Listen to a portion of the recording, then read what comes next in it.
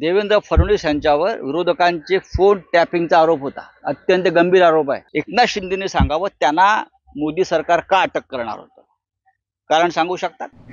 ज्यांचं नावं घेतली शिंदेंनी त्यांच्यावर अपराध असतील आणि सरकार त्याची चौकशी करत असेल तर यांच्या अंगाचा इतका तिळपापड का व्हावा? त्या काळामध्ये देवेंद्र फडणवीस यांच्यावर विरोधकांचे फोन टॅपिंगचा आरोप होता। अत्यंत गंभीर आरोप आहे। Indian telegraph act, Indian evidence act आणि इतर काही सेक्शन्स त्यांनी विरोधकांचे फोन अत्यंत बेकायदेशीरपणे चोरून ऐकण्याचा प्रयत्न केला आणि त्यांच्यावर पाळत ठेवली। देवेंद्र फडणवीस यांच्या हुकमावरून रश्मी शुक्ला तेव्हा प्रमुख होता त्या खात्याचा, त्यांची चौकशी सुरू होती, त्यांच्यावर गुन्हे दाखल झाले आणि या गुन्ह्यामध्ये अटक होऊन आपल्याला शिक्षा होऊ शकते या भयातून देवेंद्र फडणवीस हे तडतड करू लागले।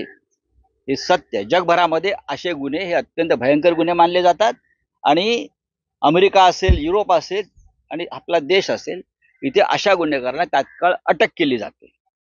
मला अटक होईल या भयातून त्यांनी शिंदेंवर दबाव आणला आणि शिंदेंना अटकेची भीती दाखवली। हो की नाही विचारा? एकनाथ शिंदेने सांगावं त्यांना मोदी सरकार का अटक करणार होतं, कारण सांगू शकतात? मी सांगतो नाही तर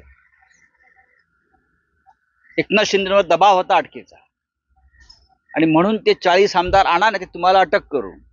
प्रवीण दरेकर यांच्यावर का कारवाई करू नये? त्यांच्यावरती मुंबई बँक घोटाळ्याचा आरोप तेव्हा होता आणि त्याची चौकशी सुरू होती।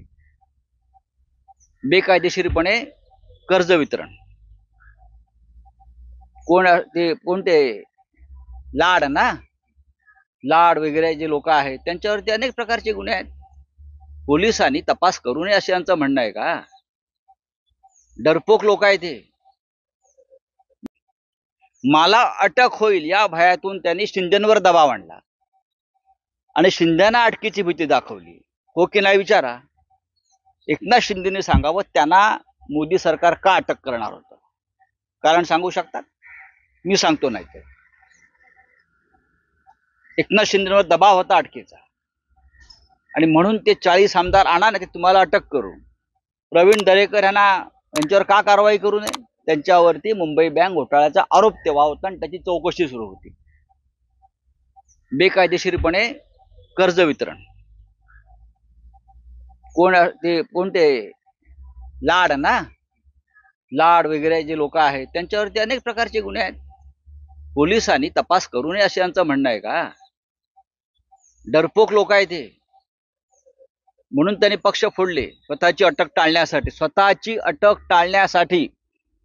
स्वतःचा बचाव करण्यासाठी त्यांनी शिवसेना आणि राष्ट्रवादी काँग्रेस पक्ष फोडले आणि उद्धव ठाकरेंचे सरकार पाडलं। नाहीतर यांच्यावरती गुन्हे दाखल होते आणि हे गुन्हे अटक व्हावी अशा प्रकारचे होते। गिरीश महाजन यांच्यावरचे गुन्हे पहा तुम्ही काय आहेत ते। राजकारणातील प्रत्येक अचूक बातमीचे सर्वात आधी अपडेट्स मिळवण्यासाठी सरकारनामाच्या सर्व सोशल मीडिया प्लॅटफॉर्मला लाईक, फॉलो आणि सबस्क्राईब करा। तसंच सर्व नोटिफिकेशनसाठी बेल आयकॉन प्रेस करायला विसरू नका।